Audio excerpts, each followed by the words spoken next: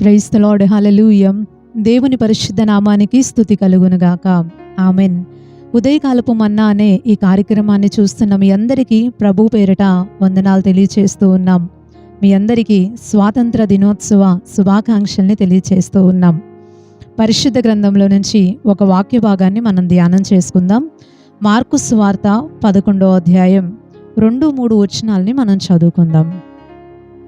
మీ ఎదుటనున్న గ్రామమునకు వెళ్ళుడి. అందులో మీరు ప్రవేశింపగానే కట్టబడి ఉన్న ఒక గాడిద పిల్ల కనబడును. దానిమీద ఏ మనుష్యుడునో ఎప్పుడునో కూర్చుండలేదు. దానిని విప్పి తోలుకొని రండి. ఎవడైనను మీరెందుకు ఇలాగు చేయుచున్నారని మిమ్మును అడిగిన ఎడల అది ప్రభువునకు కావలసి ఉన్నదని చెప్పుడి. తక్షణమే అతడు దానిని ఇక్కడికి తోలి పంపునని చెప్పి వారిని పంపెను. దేవునికి స్తోత్రం, హల్లెలూయా. మనం చదువుకున్నటువంటి ఈ వాక్య భాగంలో ఏమని రాయబడి ఉంది అనంటే, ఒకసారి యేసు ప్రభువారు బేత్పగే, బేథనియా అనేటటువంటి గ్రామాలకి వెళ్ళినప్పుడు అక్కడ తన శిష్యుల్లో నుంచి 2 వ్యక్తుల్ని పిలిచి ఈ మాటల్ని దేవుడు చెప్తున్నాడు. మీరు మీ ఎదుటనున్న ఒక గ్రామానికి వెళ్ళండి. ఆ గ్రామంలో మీరు వెళ్తూ ఉండగా మీకు కట్టబడి ఉన్న ఒక గాడిద పిల్ల మీకు కనిపిస్తుంది. దాన్ని నా దగ్గరకు తీసుకొని రండి. మీరు దాన్ని ఉప్పతీసి తీసుకొని వస్తూ ఉన్నప్పుడు అక్కడ ప్రజలు అడుగుతారు, ఎందుకు మీరు దాన్ని తీసుకెళ్తున్నారు, ఎందుకు దాన్ని విప్పతీస్తున్నారు అని. అప్పుడు మీరు చెప్పాలి, అది ప్రభువునకి కావలసి ఉన్నదని చెప్పండి. వాళ్ళు ఏమి మాట్లాడకుండా తక్షణమే దాన్ని మీతో ఇచ్చి పంపిస్తారు అని యేసు ప్రభువారు తన శిష్యులతో చెప్పి వారిని పంపించారు. దేవునికి స్తోత్రం, హల్లెలూయా. మనము తెలుసుకుంటున్నటువంటి ఈ సందర్భం చాలాసార్లు మనం ధ్యానం చేసుకొని ఉంటాం. ముఖ్యంగా మట్టలాదివారం వచ్చినప్పుడు ఖచ్చితంగా ఈ అధ్యాయాన్ని, ఈ సందర్భాన్ని ధ్యానం చేసుకోకుండా ఎవరు కూడా ఉండరు. మ్యాక్సిమం గుర్తు చేసుకుంటారు, ఈ విషయాన్ని మాట్లాడుకుంటూ ఉంటారు. అయితే ఈ యొక్క వచనాల్లో నుంచి ఈరోజు నేను చెప్పాలనుకుంటున్నటువంటి విషయం ఏంటి అనంటే, పరిశుద్ధాత్ముడు మనకి తెలియచేస్తున్న విషయం ఏంటి అనంటే, కట్టబడి ఉన్న ఒక గాడిద పిల్ల ప్రభువుకి కావలసి ఉంది. దేవునికి స్తోత్రం, హల్లెలూయా.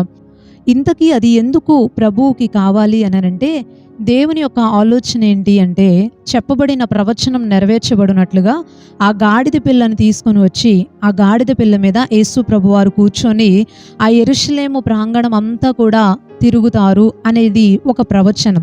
దాన్ని నెరవేర్చబడటానికి యేసు ప్రభువారు ఇలాగా ఈ సమయంలో చేయాలి అని నిర్ణయించుకొని దేవుడు తాను ఉద్దేశించిన సమయం ప్రకారం ఈ యొక్క కార్యక్రమాన్ని జరిగించటానికి కట్టబడి ఉన్న గాడిద పిల్లని దేవుడు కోరుకున్నాడు. దేవునికి స్తోత్రం, హల్లెలూయా. ఆ గాడిద కూడా స్వేచ్ఛగా అటు ఇటు తిరిగేటటువంటి గాడిద కాదు, కానీ కట్టబడి ఉన్నటువంటి ఒక గాడిద, ఒక యజమాని కింద ఉన్నటువంటి ఒక గాడిద, బానిసగా ఉన్నటువంటి ఒక గాడిద ప్రభువుకి కావలసి వచ్చింది. దేవునికి స్తోత్రం, హల్లెలూయా. ఈ సందర్భాన్ని బట్టి మనం ఈరోజు నేర్చుకుంటున్న పాఠం ఏంటి అనంటే, ఇక్కడ మనం చదువుతూ మాట్లాడుకుంటున్నటువంటి ఈ గాడిద మనుషులమైనటువంటి మనకి గుర్తుగా ఉంది. మనము కూడా ఈ గాడిద లాగానే కట్టబడి ఉన్నాం. ప్రజలు చాలా రీతులుగా కట్టబడి ఉన్నారు, బానిసగా ఉండిపోయారు. వేటి కింద బానిసలుగా మారిపోయారు, వేటి కింద కట్టబడి ఉన్నారమ్మా అనంటే, మనము సహజంగా ఈ లోకంలో చుట్టూ ఉన్న ప్రజల్ని చూసినప్పుడు మనకి చాలా రకాలైనటువంటి సమస్యలు కనబడుతూ ఉంటాయి. చాలామంది ప్రజలు ముఖ్యంగా కట్టబడి ఉన్నది ఏంటి అనంటే, పాపం అనేటటువంటి బానిసత్వం కింద చాలామంది ప్రజలు ఉన్నారు. చాలామంది దానికి కట్టుబడిపోయారు. బయటికి రావాలి అన్నా, స్వేచ్ఛని పొందుకోవాలి అన్నా, దానిలో నుంచి విడుదల పొందాలి అన్నా రాలేనటువంటి పరిస్థితుల్లో వాళ్ళు ఉండిపోయారు. పాపం వాళ్ళని బాగా ఆకర్షించేస్తుంది. ఏదైతే దేవునికి విరోధమైనదో, ఏదైతే దేవునికి అయిష్టమైనదో ఆ అశ్లీలతను చూడటానికి, వాటిల్లో ఆనందించటానికి, పాపం చేయటానికి, ఆ తప్పు కార్యక్రమాల్లో పాల్గొనటానికి, ఆ అక్రమాల గుండా వెళ్ళటానికి, ఆ అవినీతిని జరిగించటానికే మనుషులు ఎక్కువగా ఆరాటపడిపోతూ ఉంటారు. వాటికే ఎక్కువ మొగ్గు చూపుతూ ఉంటారు. కానీ మనం తెలుసుకోవాల్సిన విషయం ఏంటి అంటే, యేసు ప్రభువారికి కట్టబడి ఉన్నటువంటి మనం కావాలి. ఆయన విడిపిస్తాడు. దేవునికి స్తోత్రం, హల్లెలూయా. గాడిద అప్పుడు వరకు ఒక యజమాని దగ్గర ఉంది, అప్పుడు వరకు యజమాని చేతుల కింద ఉంది, యజమాని చెప్పినట్టుగా నడుచుకోవాలి కాబట్టి స్వేచ్ఛగా దానికి నచ్చినట్టుగా అటు ఇటు తిరిగేటటువంటి అవకాశం లేకుండా యజమాని ఏం చేశాడంటే దాన్ని ఒక చోట కట్టేసి ఉంచేశాడు. విడుదల పొందటానికి లేకుండా కట్టేసి ఉంచేశాడు. ఈరోజు సైతాన్ గాడు కూడా మనల్ని ఏం చేస్తాడు అనంటే విడుదల పొందటానికి లేకుండా కట్టేసి ఉంచేస్తాడు. స్వేచ్ఛగా మనం వచ్చి మనకి నచ్చినట్టుగా ప్రభువుని ఆరాధించుకోవటానికి వాడు అవకాశం ఇవ్వడు. స్వేచ్ఛగా వచ్చి ప్రభు సన్నిధిని గడపటానికి వాడు అనుకూలతను చూపనివ్వడు. ఏదో ఒక పాపం, ఏదో ఒక భారం, ఏదో ఒకటి సమస్య, ఏదో ఒక అప్పుల్లోనో లేకపోతే కుటుంబ పరిస్థితుల్లోనో లేకపోతే అనేక రకాలైనటువంటి మానసిక వ్యధల్లోనో బయటికి రానియకుండా లోలోపల కట్టబడి ఉండేలాగా సైతాన్ గాడు చేస్తాడు. ముఖ్యంగా ఈ రోజుల్లో ఇంకా ఎక్కువగా మనం చూస్తుంది ఏంటి అనంటే మానసిక పరమైన ఒత్తిడులు, ఒక రకమైన డిప్రెషన్తో కూడినటువంటి మైండ్ సెట్ అనేది ప్రజలలో ఎక్కువ ఏలుబడి చేస్తూ ఉంది. చిన్న విషయమే కానీ లోతుగా ఆలోచించి బాధపడి కృంగిపోయి నిద్ర పట్టకుండా అదే ఆలోచించి ఆ దిశగానే కృంగిపోయి అనారోగ్యం పాలైపోయి శరీరాన్ని క్షీణింపచేసుకొని వారి జీవితాల్ని ముగించేసుకొని తొందరపాటు నిర్ణయాలతో ఆత్మహత్యలు చేసుకొని ఇలా చాలామంది ప్రజలు చాలా రీతులుగా బంధించబడిపోయి బయటికి రాలేక ఆ డిప్రెషన్లో నుంచి విడుదల పొందలేక చాలామంది ప్రజలు ఇబ్బంది పడుతున్నారు. అప్పుల భారాలు, అప్పులు కూడా అంతే. తెలిసి తెలియక కొన్ని సమయాలలో జరిగినటువంటి విషయాలను బట్టి చాలా లోతులోనికి అప్పుల్లో కూరుకుపోతాం. బయటికి రావాలనుకుంటాం, కష్టపడతాం రాత్రింపగళ్ళు, కానీ విడుదల ఉండదు, తీరదు. వడ్డీలు పెరిగిపోతూ ఉంటాయి, అసలు కట్టడానికే ఛాన్స్ ఉండదు, వడ్డీలు తీర్చుకోవడానికే సమయం సరిపోదు. ఇంకా దాంట్లో నుంచి ఎంత బయటికి రావాలన్నా బయటికి రాలేరు. అందుకేగా ఈరోజు చాలామంది ప్రజలు ఈ మానసిక ఒత్తిడిల్ని తట్టుకోలేక, పాప భారాల్ని భరించలేక, ఈ అప్పుల భారాల్ని భరించలేక, కుటుంబంలో భార్యాభర్తల మధ్య జరుగుతున్నటువంటి ఆ యొక్క గొడవల్ని సహించలేక, ఎంతో ఇబ్బందితో విడుదల పొందలేక, ఈ యొక్క కట్ల నుంచి విడుదల పొంది స్వేచ్ఛగా వచ్చి సంతోషంగా ఉండలేక, దేవుని సన్నిధిని గడపలేక చాలామంది ప్రజలు ఇంకా నా వల్ల కాదు, నేను భరించలేను, నా జీవితాన్ని ముగించేసుకుంటాను అంటూ తొందరపాటు నిర్ణయాలు ఎందుకు చేసుకుంటున్నారనుకుంటున్నారు? దీనిని బట్టే. అయితే మనం ఆరాధించేటటువంటి దేవుడు ఎలాంటి దేవుడు అనంటే కట్ల నుంచి, పాపపు కట్ల నుంచి, అప్పుల మారాల నుంచి, కుటుంబ సమస్యల నుంచి, మన యొక్క కట్టబడి ఉన్నది ఏ పరిస్థితి అయినా సరే దాని నుంచి దేవుడు ఈ గాడిదని విడిపించినట్లుగా మనల్ని విడిపించటానికి దేవుడు మనల్ని కోరుకుంటున్నాడు. దేవునికి స్తోత్రం, హల్లెలూయా. ఈరోజు ఇక్కడ నిలబడి మేము మాట్లాడుతూ ఉన్నప్పుడు చాలామందికి ఆశ్చర్యంగా ఉండొచ్చు. చాలామంది ప్రజలు దేవుణ్ణి నమ్ముకొని దేవుని సన్నిధిలో ఉండి ఈరోజు పరిచర్యలో ఉండేవాళ్ళు చాలామంది మనకు కనబడతా ఉంటారు. వాళ్ళని చూసినప్పుడు అబ్బా వీళ్ళ లైఫ్ చాలా బాగుంది అని అనిపిస్తుంది. అబ్బా వీళ్ళ లైఫ్ చాలా ఆహ్లాదకరంగా ఉంది, ఎటు చూసినా అంతా మంచిగా కనపడుతుంది అని అనుకోవచ్చు. తప్పులేదు. ఎందుకంటే మన దేవుడు దీవించే దేవుడే, ఆశీర్వదించే దేవుడే, సమస్తాన్ని సంతోషంగా ఉండేలాగా చేసే దేవుడే. అయితే ఇదంతా కూడా రావటానికి ముందు, ఈ పరిస్థితుల్లోనికి రావటానికి ముందు మేము కూడా ఒకప్పుడు ఇలాగే కట్లతో కట్టబడి ఉన్నాం. ఈ గాడిదలాగే మేము కూడా బానిసత్వ బ్రతుకుల్లో ఉన్నాం. దేవుడు కోరుకొని ఎన్నుకొని ఆయనకి కావాలి అని ఆయన ఆలోచన చేసి పిలుచుకొని ఏర్పాటు చేసుకొని దేవుడు ఆ ప్రతి కట్ల నుంచి విడిపించి స్వతంత్రులుగా చేశాడు. దేవునికి స్తోత్రం, హల్లెలూయా. స్వతంత్రులుగా చేశాడు. ఈరోజు సంతోషించేలాగా దేవుడు చేశాడు, స్వేచ్ఛగా ఉండేలాగా చేశాడు, సంతోషంగా దేవుణ్ణి ఆరాధించుకునేలాగా దేవుడు చేశాడు. ఎందుకంటే దేవుడికి కట్టబడి ఉన్నది కావాలి. అలాగ దేవుడు మమ్మల్ని ఎన్నుకొని కోరుకొని పిలుచుకొని విడిపించినట్లే ఈరోజు దేవుని మాటలు వింటున్నటువంటి మీ జీవితాల్లో కూడా దేవుడు కోరుకుంటున్నాడు, విడిపించాలనుకుంటున్నాడు, స్వేచ్ఛనివ్వాలనుకుంటున్నాడు, స్వతంత్రులుగా చేయాలి అని అనుకుంటున్నాడు. దేవునికి స్తోత్రం, హల్లెలూయా. అయితే ఈ ఉదయకాల సమయం ఈ మాటలు వింటున్న మీకు ఒక మంచి విషయాన్ని తెలియజేస్తున్నాను.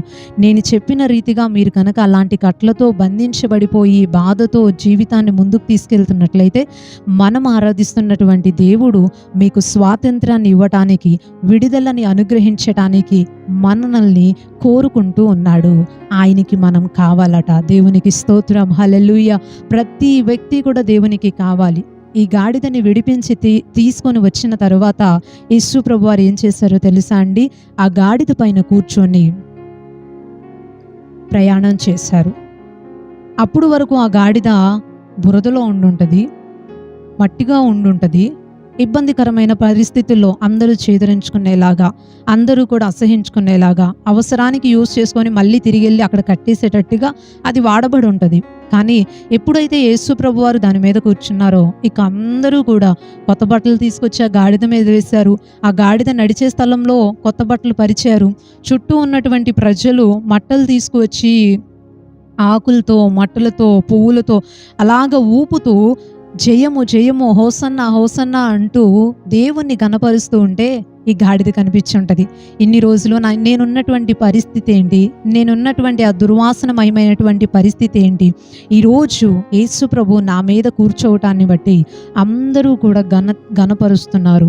నాకు మంచి వస్త్రాలు నా మీద వేస్తున్నారు, నేను నడిచే స్థలంలో వస్త్రాలు వేస్తున్నారు, నూతన వస్త్రాలు తీసుకొచ్చి పరుస్తూ ఉన్నారు. ఎంత ఘనత వచ్చింది నాకు కూడా అని చాలా సంతోషపడి ఉంటుంది. మన జీవితాల్లో కూడా అండి, దేవుడు ఆ కట్ల నుంచి విడిపించి స్వతంత్రులుగా మాత్రమే దేవుడు చేయడు.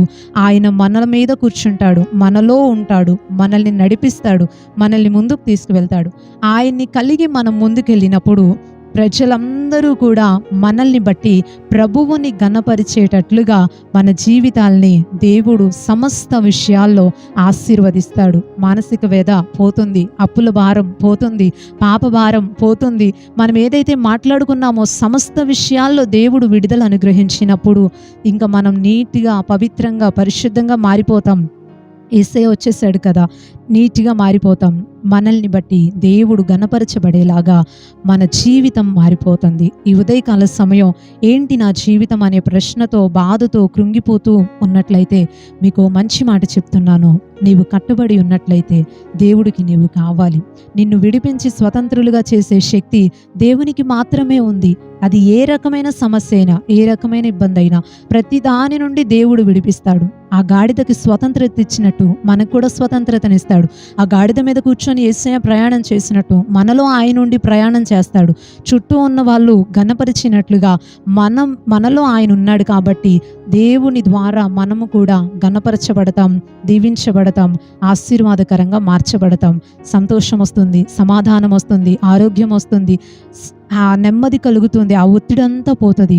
దేవుడు విడుదలిస్తాడు. ప్రార్థించండి, ప్రభు చేతులకు మీ జీవితాలను అప్పగించుకోండి. తప్పకుండా దేవుడు మిమ్మల్ని స్వతంత్రులుగా చేస్తాడు. దేవుడి కొద్ది మాటలు దీవించునుగాక. ఆమేన్. ఒక చిన్న ప్రార్థన చేసుకుందాం.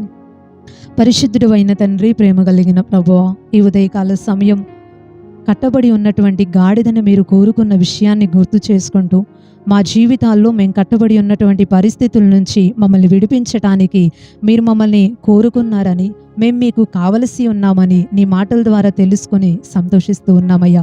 మిమ్మల్ని కలిగి ఉన్న మేము ధన్యులమై ఉన్నాం.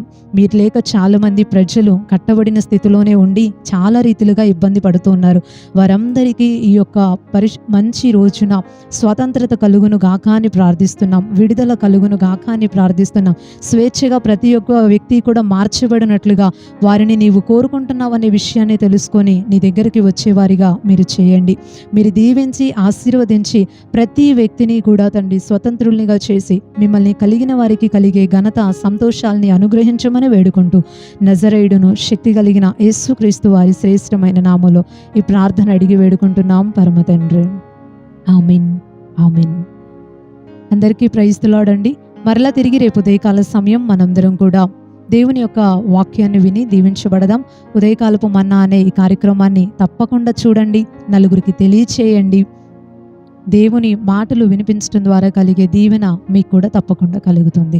దైవాశీస్సులు అందరికీ ఉండునుగాక. ఆమేన్. Praise the lord.